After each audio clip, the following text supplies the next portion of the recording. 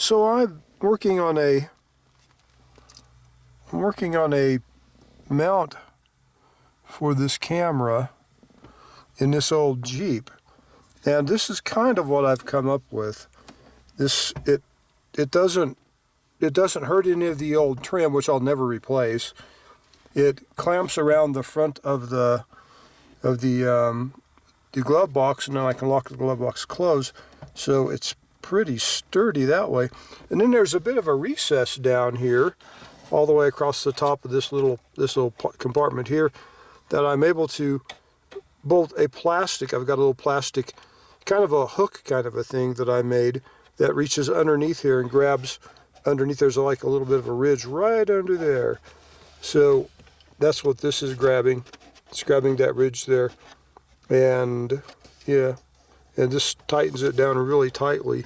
And then these just brace the back. This is ash, but that is pretty sturdy. So anyway, well, that little car over there is having issues with this differential.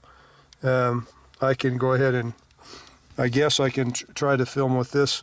I get a whole lot more of the hood with this, but you know, I have to push it out a little bit forward so you don't see all the hood. So that kind of cuts away from the field of view.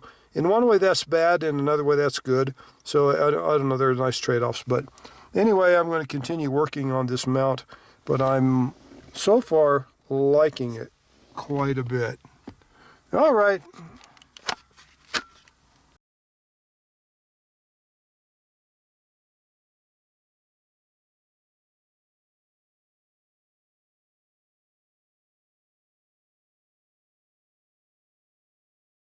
We're going to have to put up with snow. It's coming. I've already been through it. Today I'm in the Jeep. I'm actually auditioning the Jeep with what I hope to be a reasonably good camera mount. I do have an issue. My window's a little bit, well, there's a story behind this window. The windshield in this Jeep was replaced by my little brother when him and his wife had a glass shop in Craig. So I kind of have some sentimental attachment to this windshield. They've moved away. They've been long since gone. A lot has changed since they put that windshield in this car. But I hope they're doing good out there in Arizona, where they're residing nowadays.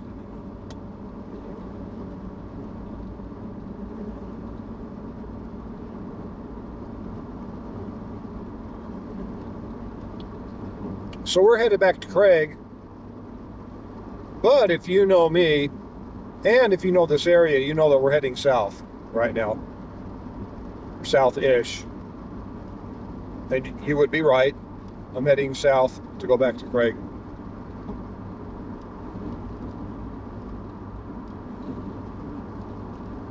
And if you know this area, and if you watch my videos, you know which way I'm going to be going. I'm going to be going up, what is it, 57? I don't remember them. There's so many county roads that I travel. I have a vague memory of all of them. 57, 37? That's the best that's coming to the surface. I'm just curious how far off I'll be. Also, 41 is coming to mind. 57, 37, and 41 are the three numbers. Watch me be way off. Well, 35 just popped in my head too.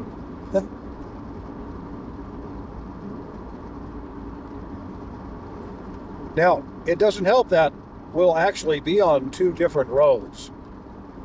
We're in Rio Blanco County right now. We're just passing through the hogback right now. This is one little gap in the hogback, which I think there was a gigantic lake here in Meeker, you know, way back when. Probably when there was a lot of glacial melting going on. There's evidence to me, in my amateurish mind, that there was a big lake here that was dammed up by the hogback, but then eventually blew out, you know, right here where we're at right now. like this area got eroded out, and the river runs through this little gap here now. So it maybe, I mean, it would explain why, it would explain some of the geology, like I said, in my amateurish opinion. That used to be a come-and-go store. It was sold. I don't know who bought it, but they certainly haven't spent much money like re-signing the place. Let's see here. So I am incorrect. First, we are on actually a highway, Colorado Highway 64. Now this highway, by the way, goes all the way to Rangeley. I would really be tempted to drive to Rangeley today too, just to show you. I've never done that drive. I wonder if I should do that. It would be a good drive.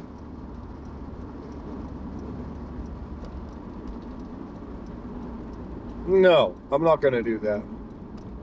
We must have a... Oh, yeah.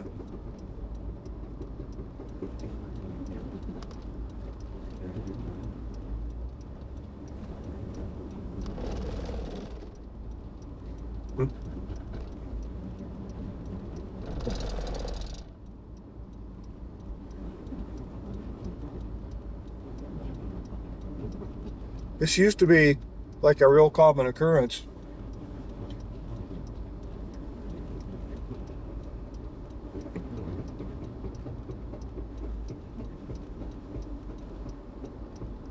We could drive through here.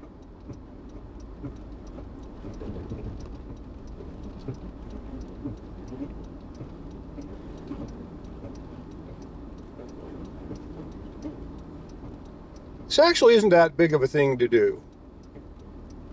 Just kind of have to kind of become one of the sheep. Go through here, take your time.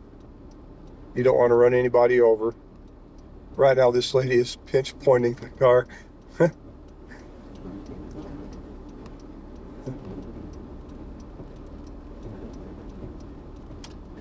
But then I can get over here and eventually get around them. I'm in no hurry today though, so if I end up in all these sheep, then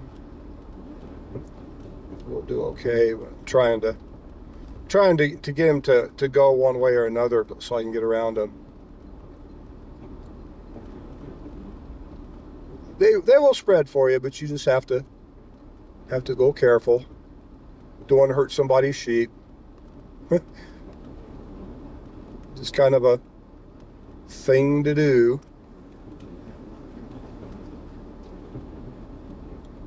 You know, I'm not doing very good here. I might actually just, yeah.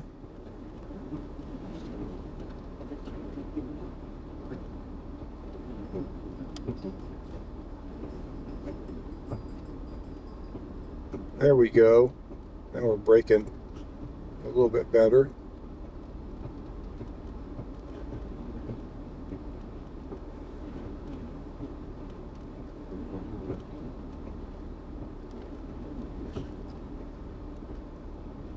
Yeah, their tails don't cover their little parts.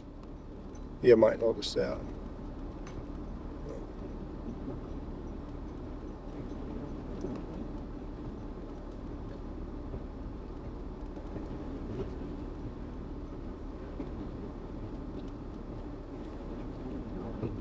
It's a hell of a lot easier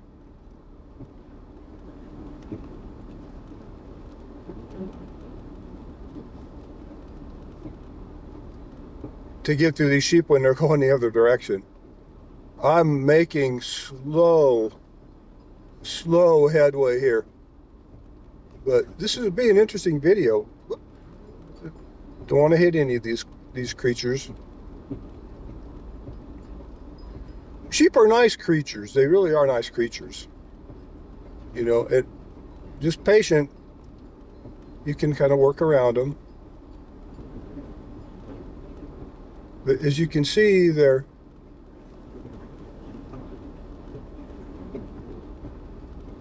yeah. Where do they go?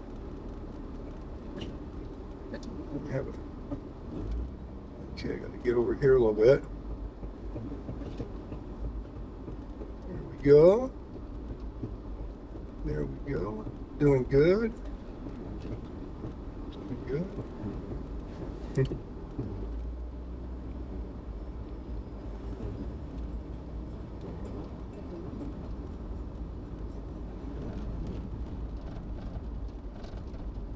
So,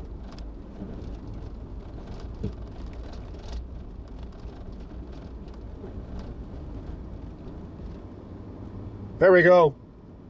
I think there was a car behind me that had given up getting through. But you just have to be, you know, have to be kind of.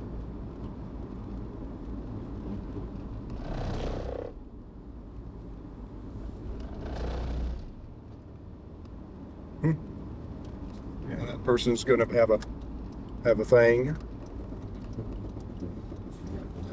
I think the laws regarding running animals down the road have changed, because now I notice that there has to be police around. It's weird. I mean, that it never had to be the case. And now in my cynical mind, I'm thinking that what they're actually trying to do is make it harder for sheep herders to, you know, to have their business, because that's what our government has been doing to us since it's been infected with communism, which is, I mean, that's just a real nice, simple way to put it, and it's not untrue. So.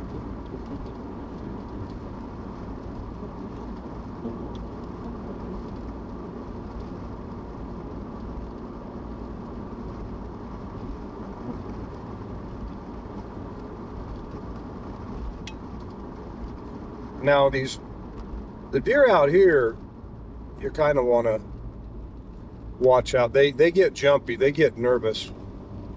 So one of the things that I've found that the deer don't like is if you swerve or if you alter your speed quickly, it messes them up.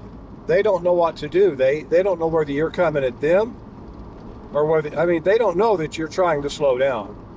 Oh, these guys are going to be enjoying the sheep herding. There's a real good chance that all these sheep are coming up this road today. So, and I forgot what road this is. Oh, County Road 7. I was wrong. Okay, so this is County Road 7, Rio Blanco County Road 7. Don't get this confused with Moffat County Road 7. That's quite a road.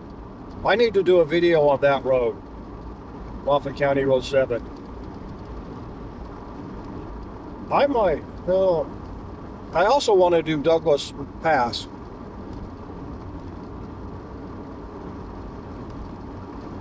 I don't get out to Douglas Pass for my work, but I'd still like to video it. I love Douglas Pass. It's out this direction. That's why I considered heading to Rangeley, but we're not gonna do that. We're gonna head up into Moffat County on this beautiful little road here.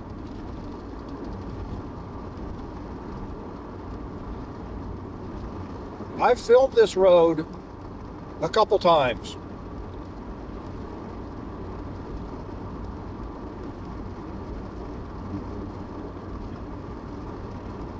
And both times I started, well, one time I started in Meeker and ended in right by Maybell on Highway 40. And the other time I filmed it, I started in Maybell and ended up in Meeker. However, because there are so many roads around here, there are some really, really interesting back roads that I can take to get up to Highway 40. And I'm wondering if I should maybe give that a try today. That way I can give this camera a good try. Oh yeah, we're looking good. I can give this camera mount a good try on some dirt roads. We'll see. I'm not sure.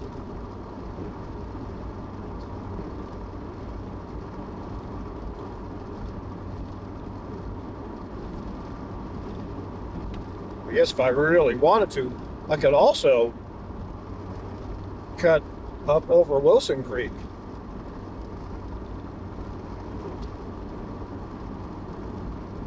I don't want to do that though. I don't think that would be a good road to hit today.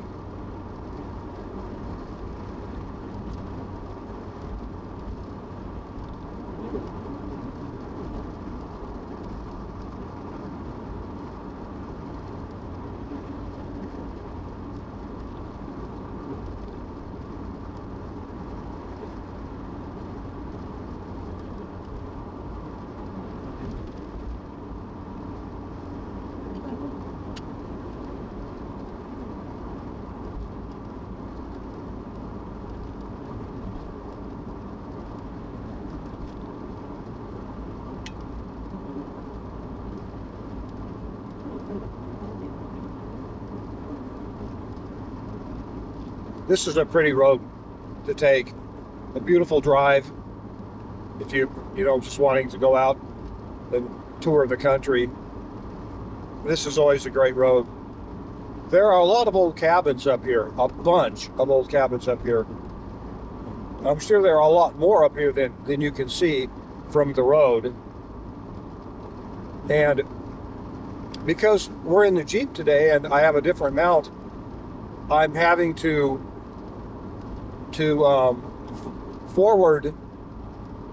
fast forward the lens just a little bit, or let me restart. I'm having to zoom forward the lens so that I don't get well, I'll just show you. That is completely zoomed back. You can see a lot more on either side of the road with that zoomed back like that, but it's kind of annoys me to do that. So let me go about that far. Get rid of most of that white, that reflection. I don't think that's helpful for filming.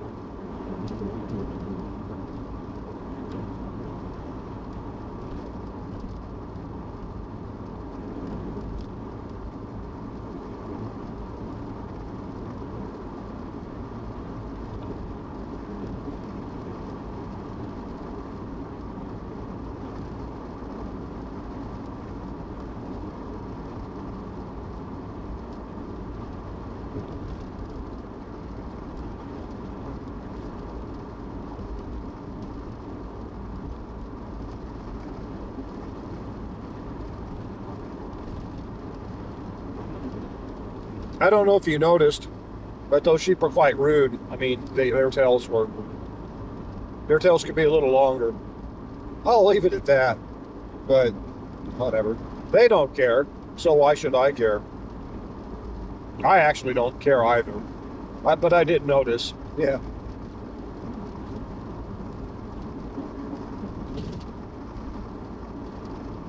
People and animals, we have different priorities.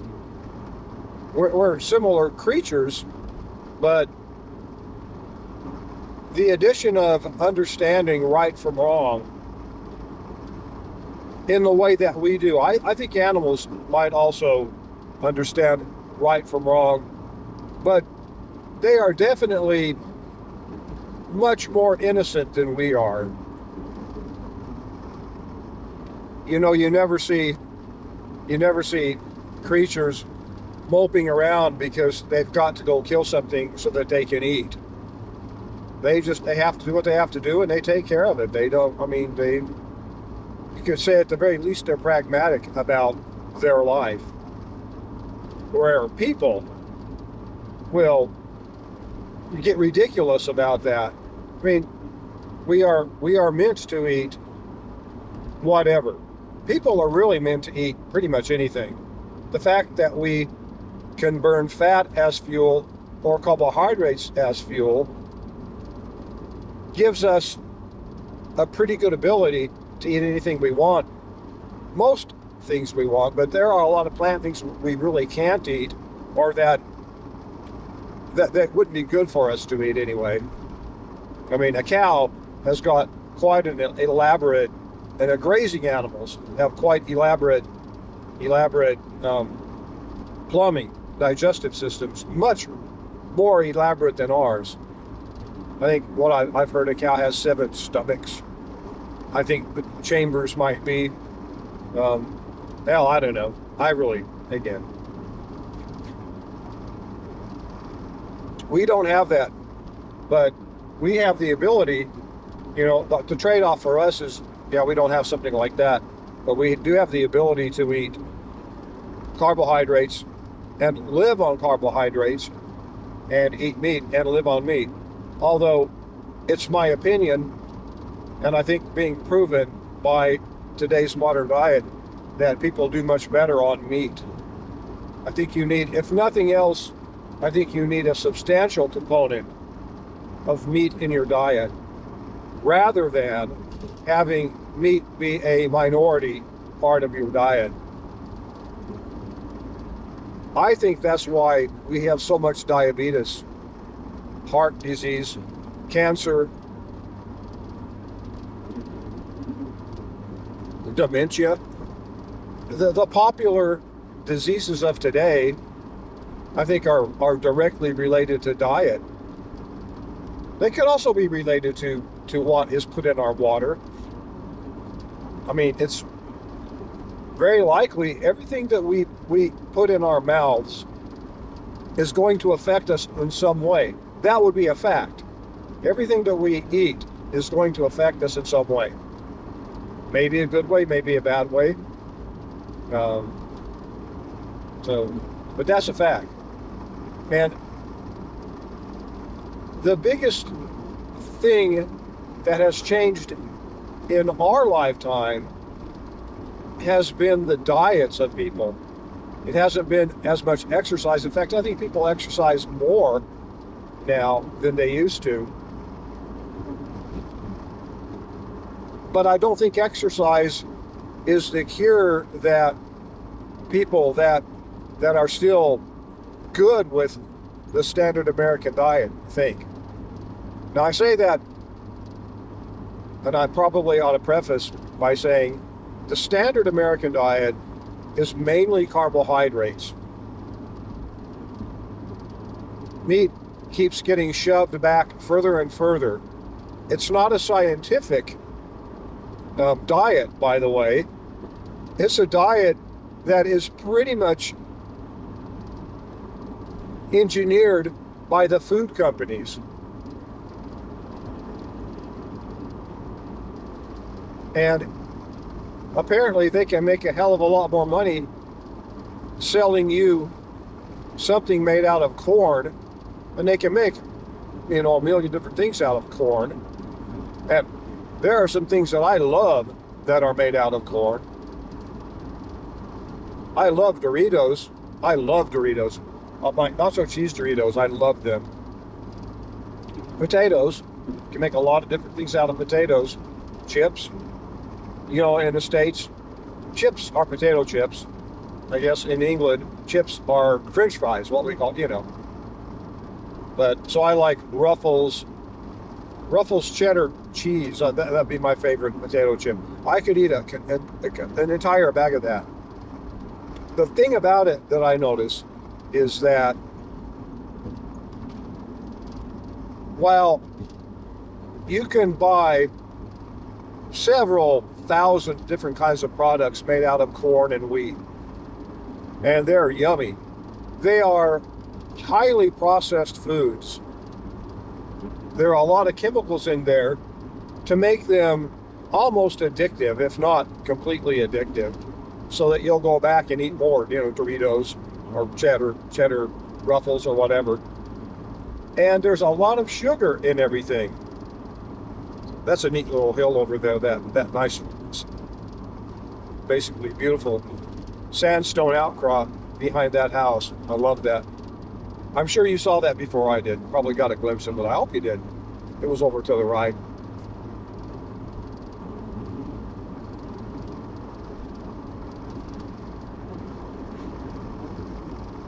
So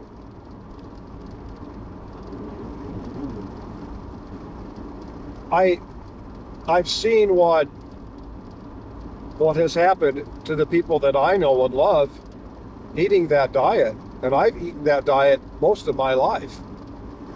And all my family and friends have also. And everyone I know has got an issue now. I mean, of course, we're getting older, but cancer, diabetes, heart disease, high blood pressure, all of that stuff. Everyone I know has had a brush with some of that. And that's not the way things were 100 years ago. Things were a bit different. People were dying of different things. Mainly people were wearing themselves out, and dying more that way than they were getting diabetes, getting this heart, what's the term for it? Atherosclerosis? I can't say it. I'm not going to try. Anyway, and we've been pushed to this diet of ultra-processed food, and we have been told that eating meat is terrible, bad, and every year it gets worse. Every year people in power do what they can to limit access to actual real whole food and lie to us and tell us how bad meat is, how good grains are. Well, grains are great for grazers, but grains aren't that great for people like us that can eat anything. The best food that we can eat would be a nutrient-dense food that has most of the things that our body needs, and so happens that meat is the only most suitable food out there. There are a lot of other things that you can eat that our bodies can use, but meat has the complete package, meat and fat.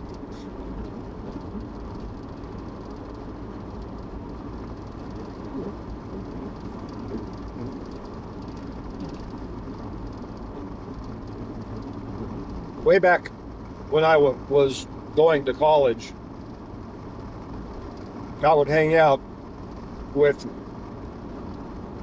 my brother-in-law, who was married to my sister, right, in Oklahoma. And we'd drive around Oklahoma City, and he'd go take care of his comic book stores.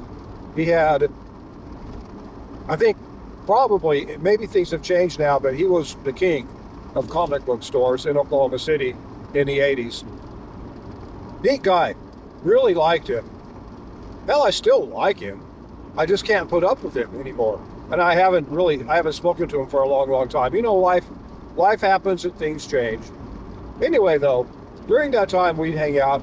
He was a great friend. Good, interesting guy. English guy. Family loved him. We all loved him. I mean, it was a great thing. And it was several years of this, and he saw more or less the way we saw politics at that time, at that point in time. I wasn't really that interested in politics. I was still a kid, still being a lot more stupid than I am today. I don't think I could say I've given up being stupid about things, but that was a lot. I carried it a lot further when I was younger, like most people do. Until one day, I'm talking about him now. One day, he told me he heard the screams of all the animals in the world that have died, like this collective horrible thing. And he said from that day on he wasn't going to eat meat anymore. He became a vegan. Now, it's funny to look back and think about the ripple effect of what that did, because he went from being somebody, I think he even liked, he didn't talk bad about Ronald Reagan. He was actually sort of middle of the road, politically, until he became a vegan. Then he went to the left dramatically, and so did my sister. She went to the left also. Not as far as he did, though. But they both went to the left. And that strained our family relationship. On top of that, and as far as me personally, I was also kind of finding my way politically. And when I finally made a political decision about what am I, what do I believe in, I realized that I believe in conservative values. So that didn't help the situation, me being around them at that time, because we were certainly drifting apart. That, I guess you could say, was another ripple effect, one of those decisions that you make that was caused by me. Anyway, so I watched his business go from this really thriving, awesome business. His employees, who really loved the guy, I mean, he was a great guy. When he became vegan, his attitude changed, his priorities changed, and he started browbeating everyone that wasn't a vegan. He went that direction. He wasn't obtuse about it, but it was obvious enough that it put a wedge in between his relationship with all of his employees, all of them, and with the family, all of the family. And like I said, I've already explained, I was becoming conservative at the time. So obviously we were drifting apart. We were pulling away from each other. Me and my sister too, we were pulling away from each other because I was going conservative. She was going more to the left, right? And he was too. I understand why she was. If you're married to someone and they're moving a direction, especially if you are sort of geared that way anyway, which my sister is. She's not a conservative. I think that's a safe bet. Sadly, to say, neat cabin out there you can see. So as they went further left and I went further right, we started clashing a little bit. And the gun situation came up because I am a Second Amendment guy, and of course they being on the left, they don't like guns anymore. And so that was an issue, and that created tension between her and him, and not only brothers and sisters in the family, but also our parents, because our parents were conservative also. But keep in mind, none of us were horribly conservative, and none of them were horribly on the left, but we were drifting off in the direction of conservatism, and they were drifting off in the direction of leftism, socialism. At the time, I would call it socialism. Today, I'd call it communism. But at that time, I would call it that. And his decision destroyed everyone's relationship.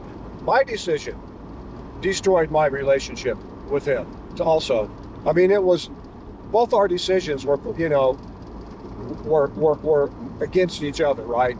It wasn't all him. And it wasn't all me. It was kind of we met in the middle to disagree with him. But it destroyed that relationship, and it was a real shame. I really liked the guy. And, further on down the road, there were still even more repercussions that happened that I'm not going to get into. But looking at what happened, looking at the wake that someone's decision to make like that causes. It's pretty interesting just how much damage that decision caused, as far as relationships go. Now, they may not characterize it that way. They may consider that as them growing, because being on the left, that would be what you would consider, oh, we were growing in the awareness. We are woke now. I guess that's what someone on the left would say. Not maybe them, but, you know what I mean. Trying to be as objective about this as I can, understanding that I am entirely subjective because this happens to me. It happened to the people that I know and love. And looking back at the initial decision that he made, I believe he was wrong. Quite wrong. I understand why he did it. He certainly had the right to do it. We all have the right, and I think the obligation to believe in something and then stick to it. So in that aspect, I think that's good and admirable that you can do that. But I think he was wrong. And I think he was wrong because he ignored the fact that we are meat eaters. He ignored the fact that animals eat animals, not just people eat animals. So all those animals that are dying are, the majority of them actually, dying at the hands of other animals. The animals that are doing the killing really don't have a choice. If they want to live, they've got to eat.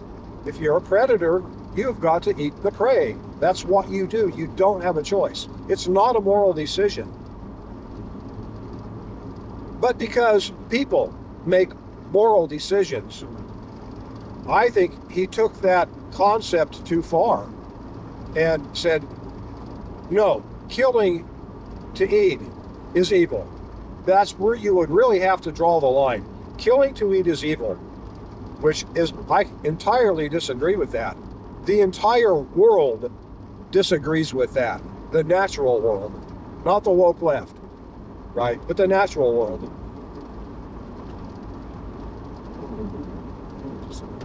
I can do that. So, and I wonder if maybe what fueled his decision was a difference of opinion about how the world was created, what the world is there a God? I really don't know what his upbringing was, but I don't think he was real big on religion. At the time, I wasn't all that big on religion either, and I'm still not. Certainly not on organized religion. I think it's pretty lame. But I do believe in God, and I'm glad that there's a thing out there, the Bible, that has this history that talks about that stuff. I think it's really important. There are a lot of things that I don't understand, or if I don't understand it, I don't believe it. If I don't get it, if it doesn't make sense to me, I don't buy it. If at some point in time it makes sense to me, where I can make a decision on it, then I will. So, but I think any document you have to look at that way. Keeping in mind, documents were written by people. God did not write the Bible. People wrote the Bible. People edited the Bible. People argued about the Bible. They put it together. For that matter, the Quran, and for that matter, every other religious book that was out there a long time ago that had been probably started out as verbal stories and then transcribed it, into the written word, and then updated to other languages as time goes by. Inevitably, the language changes, people change, you get some corrupt people doing stuff, changing things. I think it's prudent to look at that when it comes to the Bible. But believing in God, I think, is pretty important. Believing that God created this world and that God is perfect, that God did not make mistakes. And at this point, God didn't mistakenly make a bunch of animals that decided to eat other animals. I believe God created this universe, or the creator, if you want to call it that, created this universe exactly the way that he, they, whatever. Yeah, I'm not using pronouns, by the way. I'm less like a singular or a plural kind of an idea. So, just so you know, I don't buy that stuff either.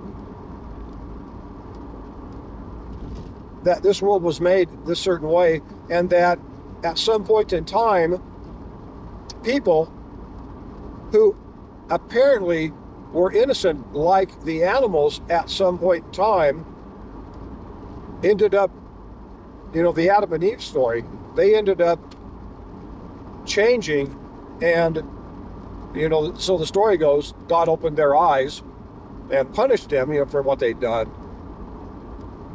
But we now, if we were the innocent creatures like the animals at one point, we're not anymore. We know the truth.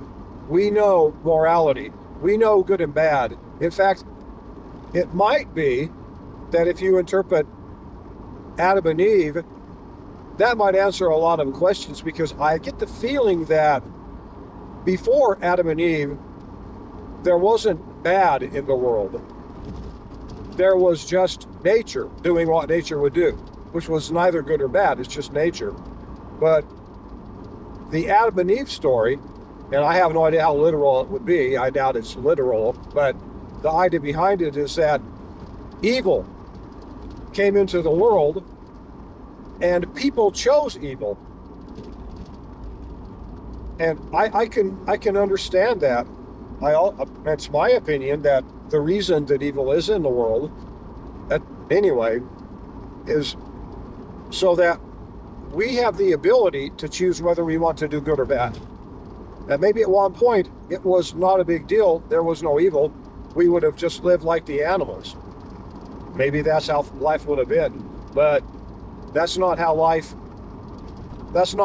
turned out. But that's the choice that we made. And obviously, if you believe that God is perfect, God takes and took into account the idea that people might choose to want to know the truth, to want to know, differentiate between good and evil. It's weird how all this stuff ties together, but I think that had a lot to do with his opinion that killing to eat is morally wrong. I mean, if you're going to take that definition literally, when you eat plants, you're killing a plant to eat it. It's just that the plant can't scream, at least we can't hear it. When you kill it, a plant can't run away when we hunt it. A plant is where it's at, and it's just subject to the forces it's subject to, including creatures that graze and people that might eat it. That doesn't make eating it evil. And in the same sense, and in a bigger sense, it does not make eating meat evil. It just doesn't. Having said all of that, I certainly understand the sadness of seeing animals die, because animals are amazing, beautiful creatures. And it's a hard pill to swallow that for us to live, we have got to kill and eat. Again, even when we're eating plants, we're killing plants. It's just that an animal is much more relatable. When we kill an animal and eat it, it's much more relatable to us. An animal can move around, has a body, can speak. I mean, so I wonder if maybe that wasn't guiding his decision, which, like I said, I think is wrong. I think we need to eat meat. And my opinion about the morality of meat is that it's kind of a solemn enterprise to eat meat. We are taking the life of another living creature, and morally we feel badly about that, but morally we are not wrong. But we're still taking their life. And I think that that's a solemn thing, and that we should be extremely thankful that we are able to live. And we have to put up with the rules that are in this world, the natural world especially. You can't change those rules. You can deny them. You can't change them.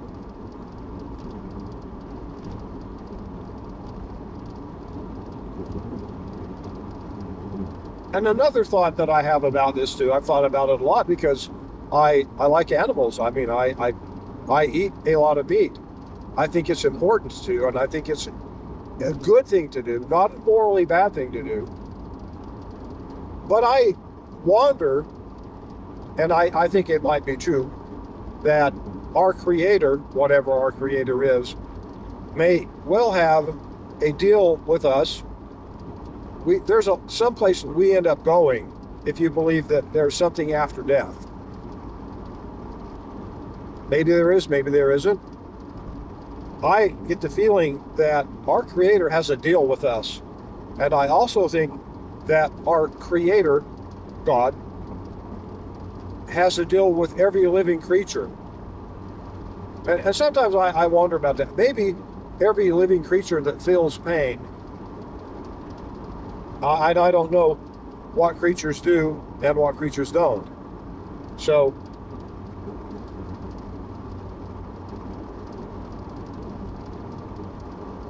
the interesting thing about this subject is that while there are certain facts about it, fact being animals eat animals all day, every day, they don't feel bad about it, or if they do, they understand.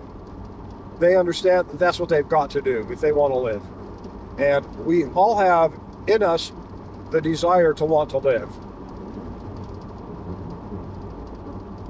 I think for people that say, I'm vegan, I will not eat animals because that's morally wrong, I don't know how they parse out plant life, because plant life is life. It's quite dramatic, amazing life. It doesn't look like us. Plants don't scream, as far as we know. We don't know if they feel pain. We have no idea. I don't know. But they still are living creatures. So I would think that a true vegan, thinking the story through, either, if they're honest with themselves, they have to give up on being a vegan, understanding that the world is a lot bigger than them and their opinions, or they have to extinguish their own life, because anything they eat came from something that is living. Everything, other than spices, comes from living things, living beings.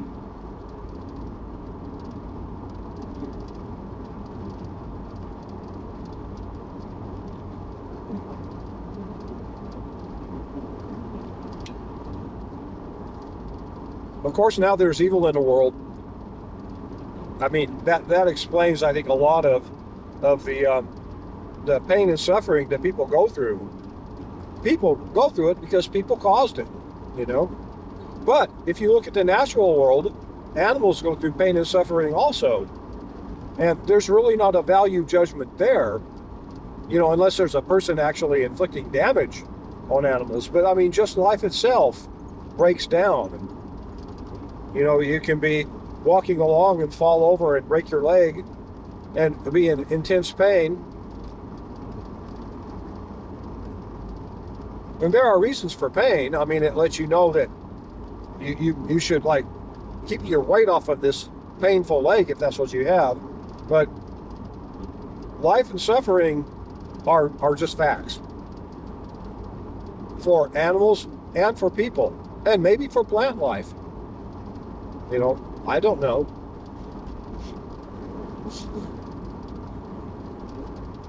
I'd like to see if this road is going to be a worthy contender, yeah. Take a look at it. This is County Road 32. By the way, I think I was wrong on all the other county roads. I haven't even looked. But let's see what 32 looks like. If it's not too bad, typically when we get a little bit of moisture, these roads are quite a bit nicer. But I do want to give this mount a bit of a test on an actual dirt road.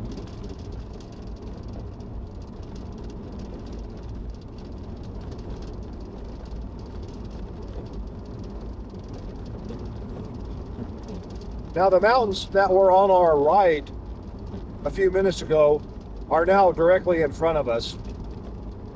That road was just basically parallels that mountain range, just on the other side of those mountains. So we're doubling back over. But we will go up here a few miles and we can turn north. This is basically an east-west road that I'm on right now, but it will take us back to Colorado Coal Mine and Highway 13 if I go all the way, if I take it all the way. That's probably about a 30-mile, 25, 30-mile proposition. I'm not going to do that. We're going to head up north and we're going to catch County Road 17. That will take us up to Highway 40, about 20 miles west of Craig. So we have a ways to go here. This is I love this road.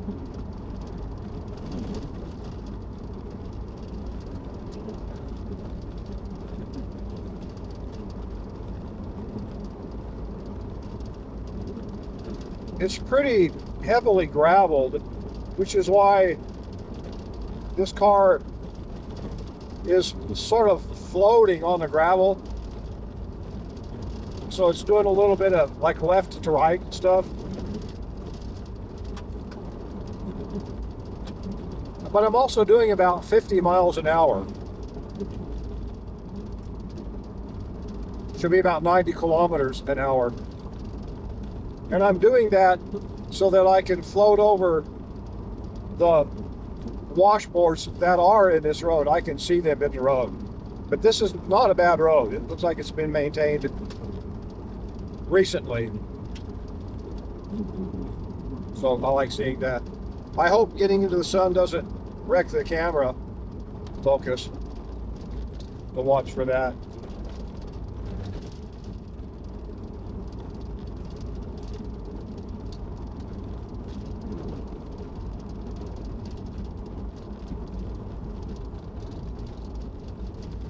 If the camera does lose focus, I'll probably, when I'm editing, I'll probably just cut that part out.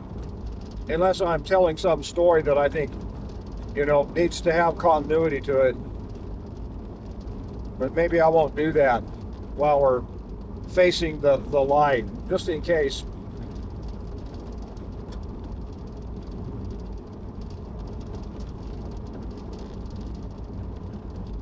There are a few ranches out here.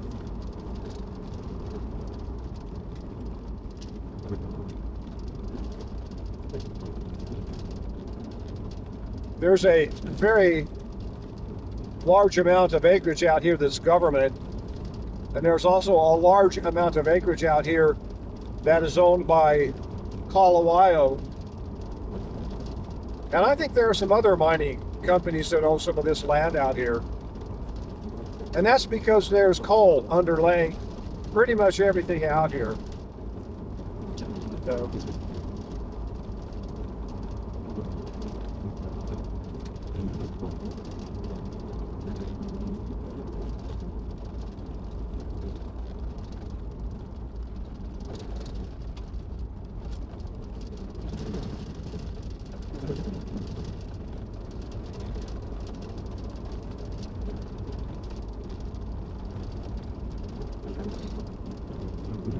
this road has got a hell of a crown on it.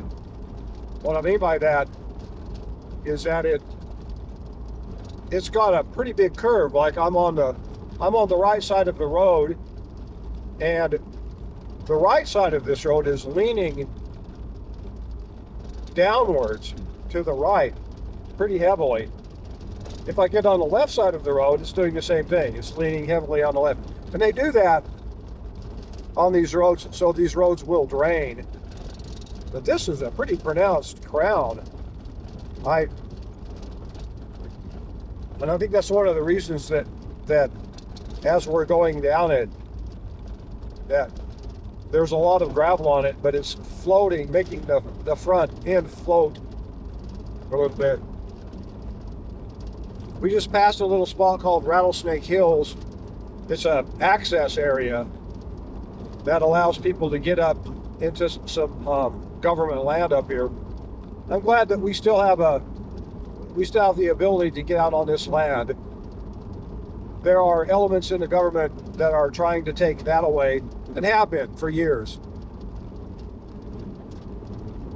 They certainly, those elements do their best to try to stop hunting.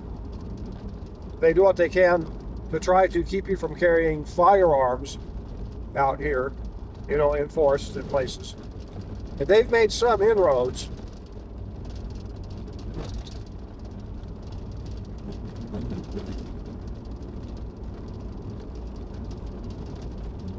So you can see there's been when you see snow like this was wind driven.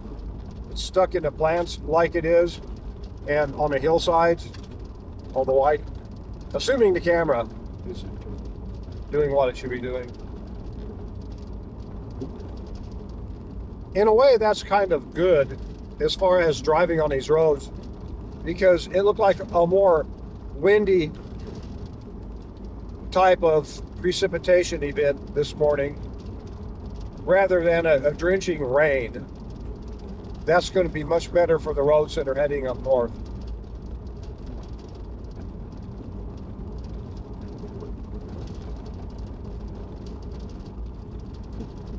Yeah, I'll take you on an interesting road this morning.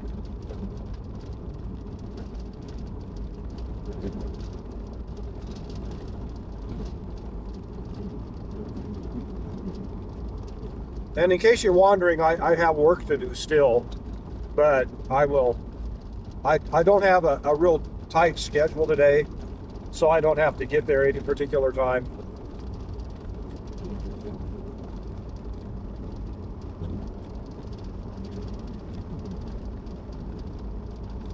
This little mountain range that we are driving around, we're on the north side of it now, we've seen the south side of it, runs roughly east and west out here, and 9 Mile Pass goes over this. That's the mountain that we climbed. Well, I did another video this morning, but when you go from Craig and Meeker, you'll go over 9 Mile Pass, and it goes over this mountain range. It gets a little bit bigger as it goes west, and then further west, if you go to Yellow Jacket Pass, this is the same mountain range that Yellow Jacket Pass climbs. So we'll get over here with the road. They really put a huge crown in this road. I think it's a little bit excessive.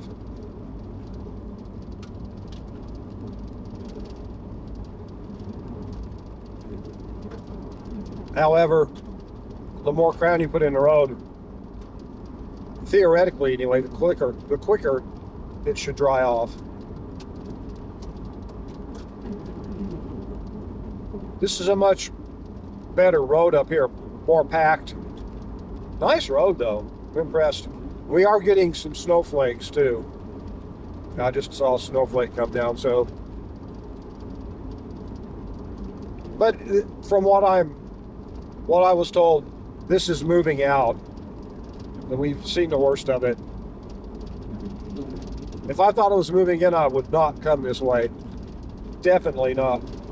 Because we have some, call them unimproved roads that that bad weather make damn near impassable. We don't want to be on one of those roads. That's really an awesome view. I can see all the way to north of Steamboat from here. A little bit over to the left. I doubt the camera's going to pick that up, but we're looking all the way into the Circle Range to the northeast.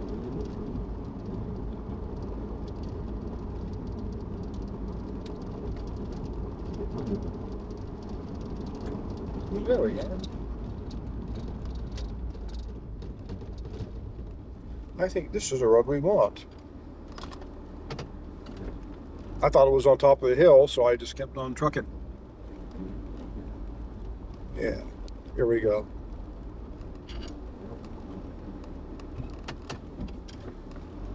This is one of the roads that you probably don't want to go down in the wintertime. It's not as well put together as the road we were just on.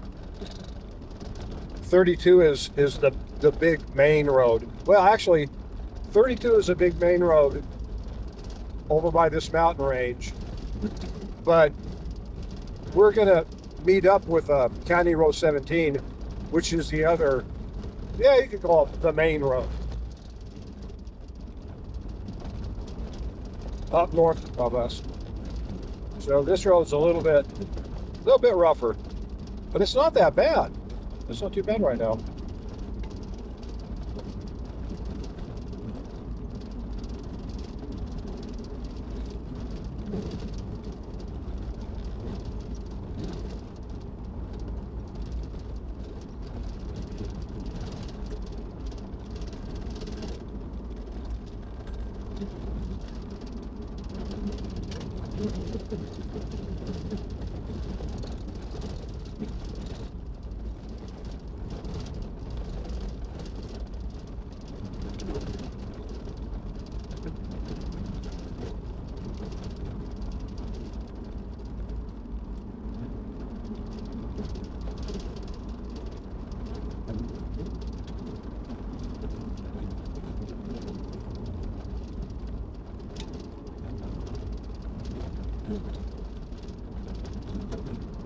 The roughness in this road and the ruts in this road probably happened last week when we got the snow.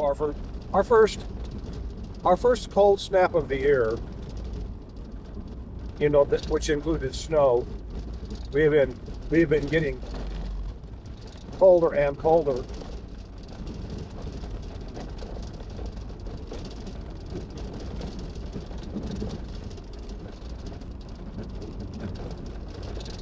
So it tore up the road pretty good and has not been maintained since.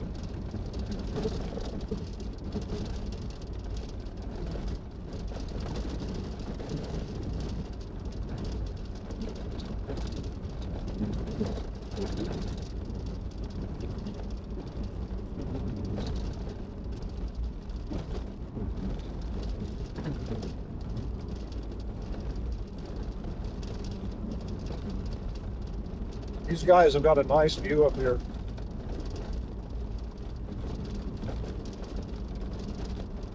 I bet they paid for it too. I bet it's windy as hell up here. But, I mean, when you're inside and you got your house warm, you can look out the window at the view that's on top of that hill. Or, for that matter, anywhere that you look here. It's a hell of a view up here. It's actually about 6,600 feet, so it's got a pretty damn good view of a huge area.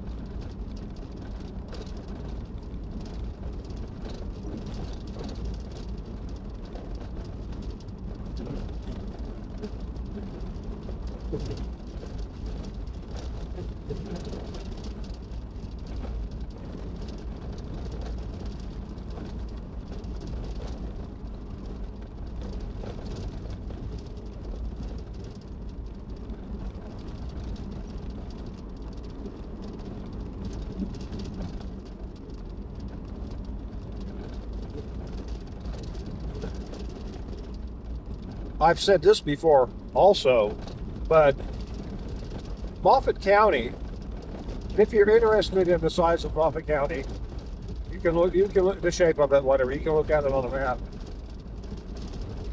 Northwestern Colorado.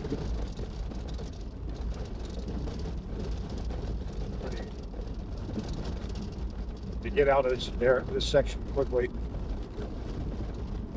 has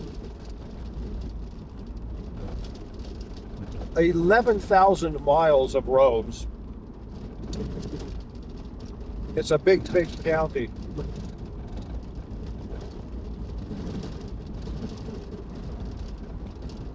And I would also add that there's a really good chance that the majority of the roads are similar to the one we're on right now, or worse.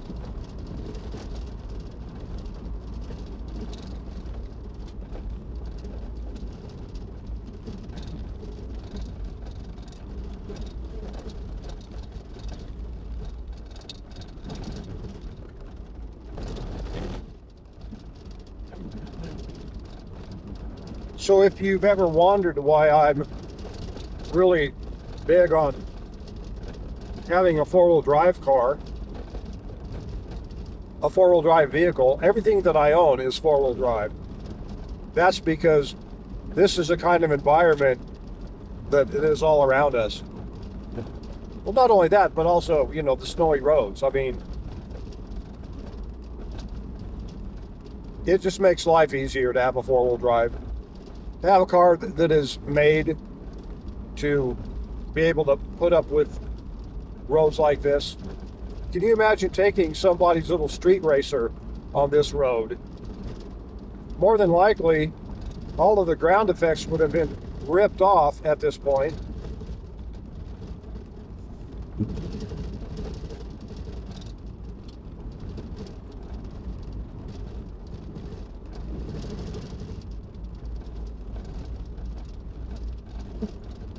And it probably wouldn't be a fun day for somebody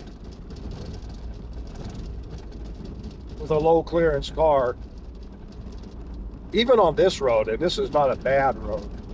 This is just a typical road. It actually does need to be graded. It's usually in a little bit better shape than this.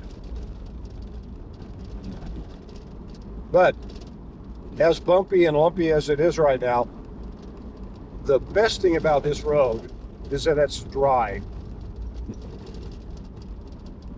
If it were muddy, no, check that truck out. I'd love to have that as a project. Make that into a camper.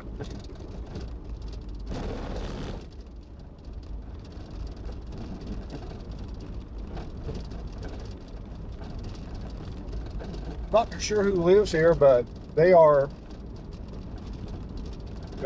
got some, maybe, no, I think someone's living there.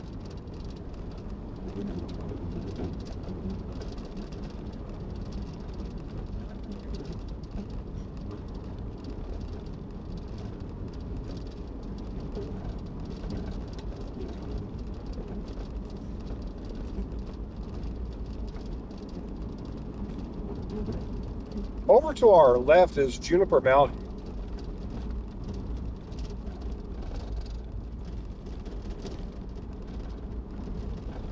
And there's Cairn, C-A-I-R-N, Cairns up here. I think the people that live here stack these rocks up. They're all over the place. I haven't seen any obvious, but they're like up on the side of the hills. You know, they're just in these funny spots. Probably where there's a lot of rock to work with. That way you don't have to carry a lot of rock. But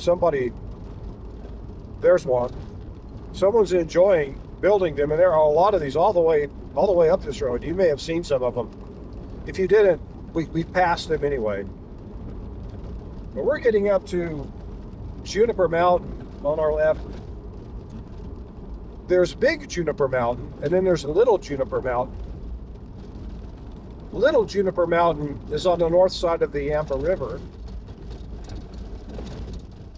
Big Juniper Mountain is on the south side of it. the Yampa River runs right through this uplift that is Juniper Mountain. It's weird how it does that. Then it goes on, and the next mountain it meets, which is called Cross Mountain, the river ran right through that mountain, right, split it, not in the middle, but split it. You know, it went right through it. It was really it's interesting. So, Cross Mountain Canyon and Juniper had some interesting geologic things happen. And around here, there are also thermal things going on, vents in the river, and hot springs. The lovely little trailer. That trailer looks pretty bad.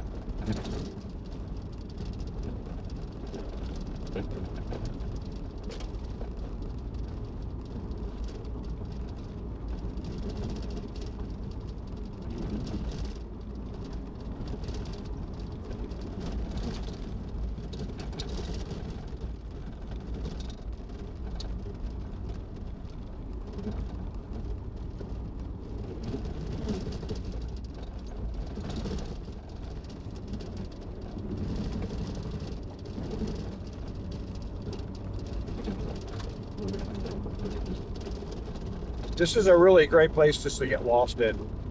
And if you get out and you look at rocks around here, I mean, it's amazing what you can find. You can also find arrowheads, things like that. They're tougher to find than they used to be. The government's probably made it illegal to pick up an arrowhead, but I'm sure everyone follows that if that's the case. I'm sure. Especially the BLM, the people that are out here all the time. If they find an arrowhead, I'm sure they leave it right there.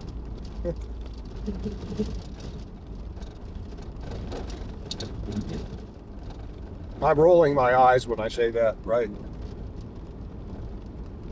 So Juniper Canyon is, oh, I'm sorry, not Juniper. Yeah, it's Juniper, not Cedar. Yeah, Juniper Canyon is just over to our left right now. Sort of well, it's the delineation between the big Juniper Mountain and the little Juniper Mountain. You can't see any of this stuff, but we're driving by it. You could actually see it when we turned off the road. It was a big mountain that was in front of us and over to our right.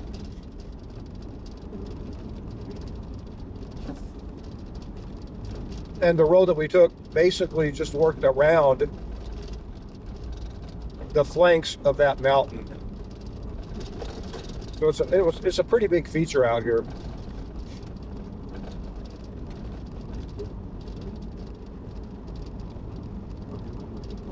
Ahead of us is the Yampa River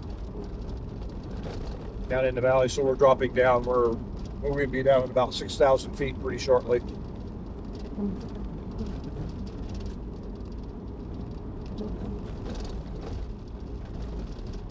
But more importantly, and more interestingly for me, we are coming up. Yeah, that's like we're coming up to the location of the old silver mine that was out here in 1880.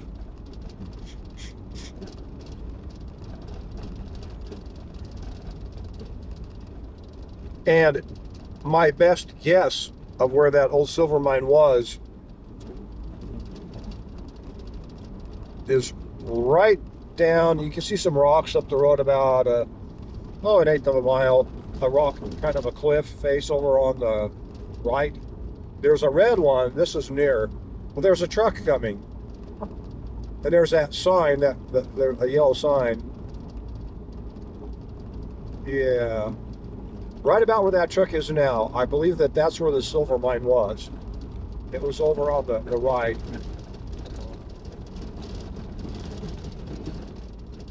I'll point it out. There's a lot of old stuff here. But I think that area right there, that rocky bluff, is where the silver mine was. There's a little valley right here, and there's a really old road, and there's some really ancient structures back up in there. But I think that's where the silver mine was.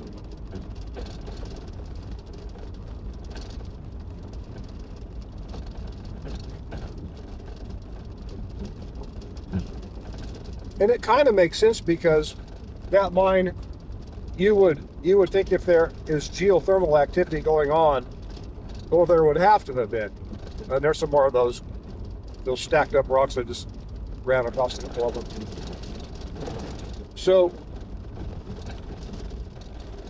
the evidence of geothermal activity around here is apparently there are locations in the river. I don't know where they're at, but I was told that. But right here used to be, boy, this road is crappy. This used to be Juniper Hot Springs. This area right here. All that's left of it, let me just zoom in here. That's all that's left of it. There used to be a great big building here. There was a hotel here. It was a big tourist attraction at one time. Now, it looks like the people that own it have seen better times. Some people down in Georgia own this, I believe. I think that's who owns it right now. It used to be a thing. It used to be a really cool area. Boy, this road is just really, really bad. I wonder if I can find a spot to build this up. Yeah, in the oncoming lane, I can give a little relief. There was a house on the hill over to our right. There's an old bridge that crossed this area. And back in that time, I guess, there was I believe there was a couple that lived in a house up here, right up above this bridge. Guy and his wife. I guess the wife was pretty damn good looking. And then there's this guy, what was his name? Tracy? Am I thinking the right guy? Basically an outlaw back in basically Wild West days, right? Back in before 1880, 1890 maybe. Yeah, I got to take it slow through here. It is really long. What they did to this freaking road in here, but I wish they'd bring a maintainer out here and undo it. So anyway, this outlaw guy, he'd worked in some of the mines in southern Colorado. I guess he drifted up this way. He ended up here, and oh good, they are fixing the road here. But we're going this way, damn it, so we have to put up with it more. Well, we'll see what it looks like.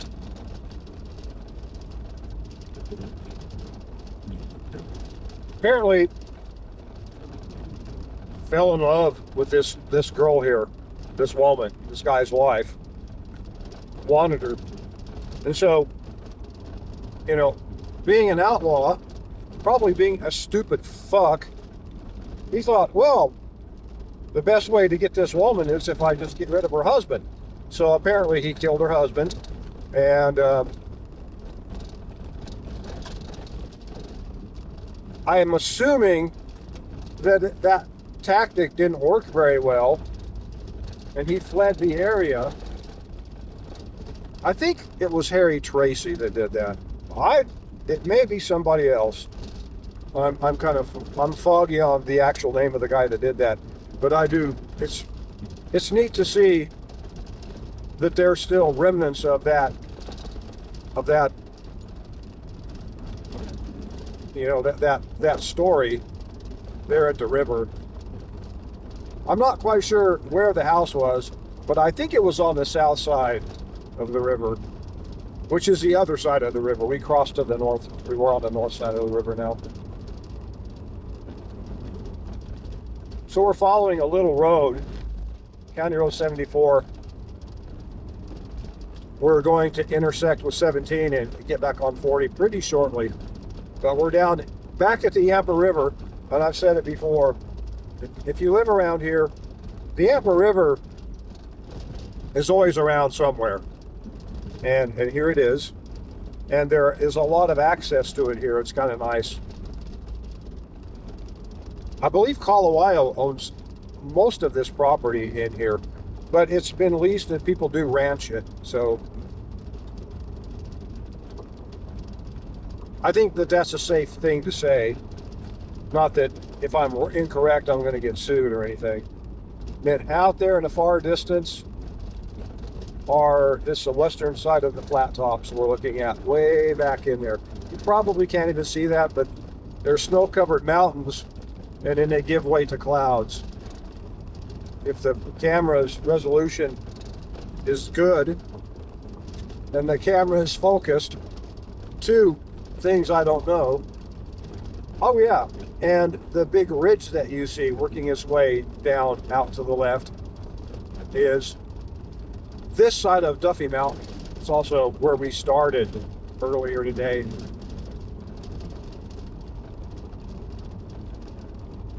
And I can look up where you can't see over to the right. I can look up on the hillside there, and I can see Colorado. I'm going to stop this video when we get to Lay, the town of Lay, which is a few minutes away, because it's going to be a long video. If I don't, I'm kind of liking this video. I really hope that this footage is worth saving. This is the third day that I've filmed this week, so I've got a lot of footage that I could use, but I'm also not going to be working for, I think, at least 1 week, maybe 2 weeks. So I may not be doing a drive. Then again, I might. I'm thinking it would really be, I'd love to show you Douglas Pass out at Rangeley, Colorado. That's a pretty big drive. Usually when I take that drive, I want to end up in Grand Junction for a reason. Maybe what I need to do is consider driving down there and picking up a differential from a junkyard for that little car of mine. That might not be a bad idea. I do have to. Well, you know, the people that might come through. I've got some people on eBay that sent me the wrong differential. They say they sent me the wrong one. I don't know if they're telling me the truth or not. I don't really know them. They could be, you know, they could be beside themselves if they made the mistake. But I bought a differential with a guarantee on it, and I got a worn out differential. The only way that guarantee would be any good is if they were guaranteeing the differential were worn out, and I didn't see that anywhere in the item description. All right, now we're back on 17, back on another good road. Well, a more maintained road. That doesn't make it a good road. It's going to be bumpy too. Washboardy or something.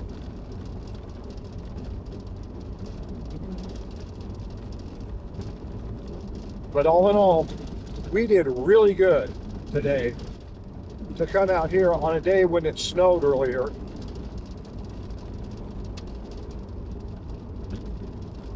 When rain and snow was forecast, mainly snow, and we didn't have to go through any mud holes. So that's worth a lot.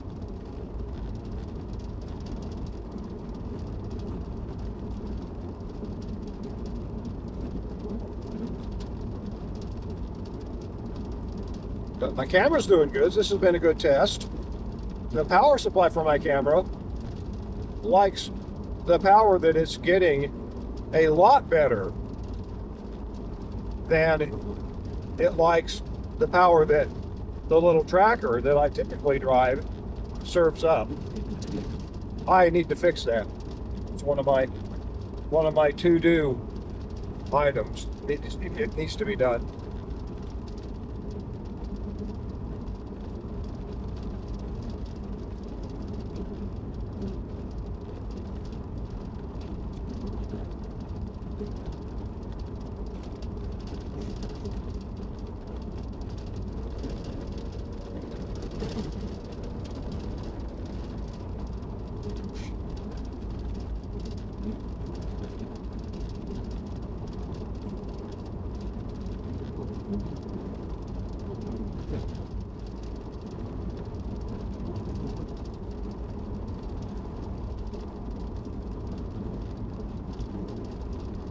Yeah, this road is a lot of gravel on it.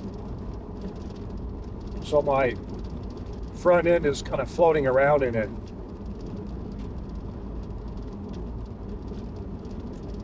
You may not notice that. I can certainly feel it. I notice it. And then it might be really noticeable because I have your view zoomed out over the top of the hood.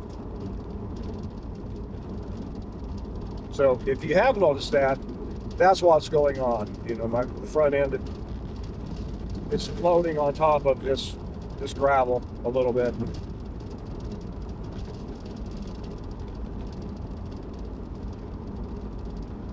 Now the reason it's doing that is because I'm going pretty fast.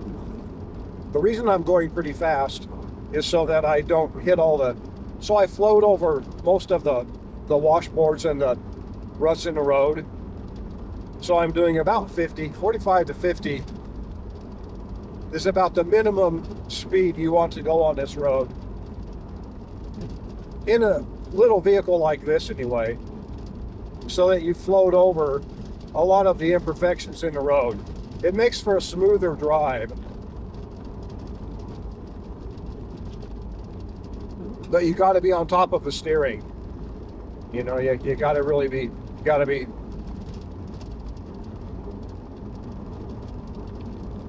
paying attention to your steering at all times when you're using this technique of getting around on one of these back roads.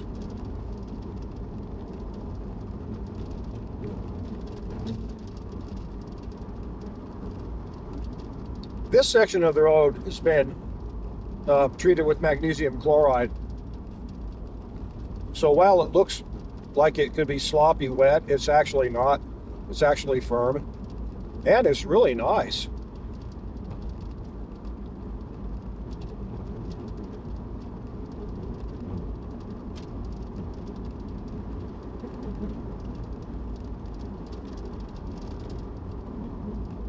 So we just topped over the top of, we're not in the Yampa River Valley anymore.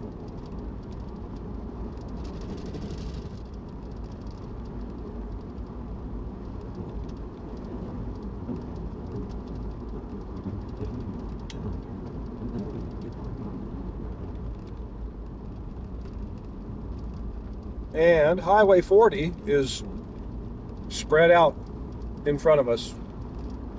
That's where we're heading next.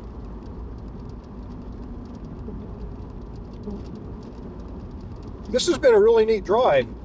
I hope that I'm able to put this one out.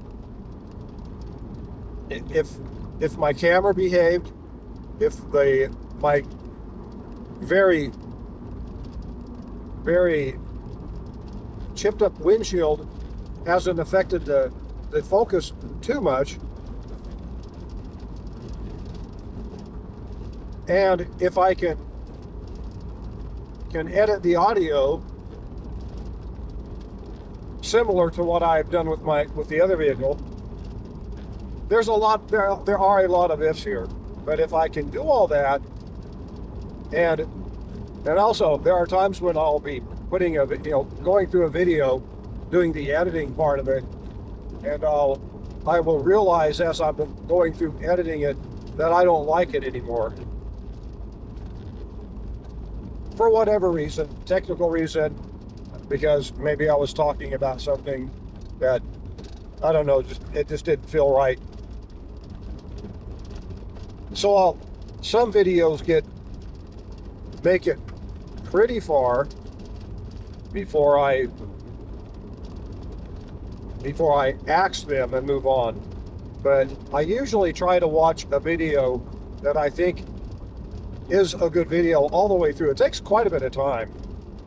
You know, people that do this for a living, I understand you can spend 10 or 20 hours on an hour's worth of finished video. That's probably nothing compared to what people, you know, that make movies do. I'm certainly not a movie maker. Don't care to be, for that matter.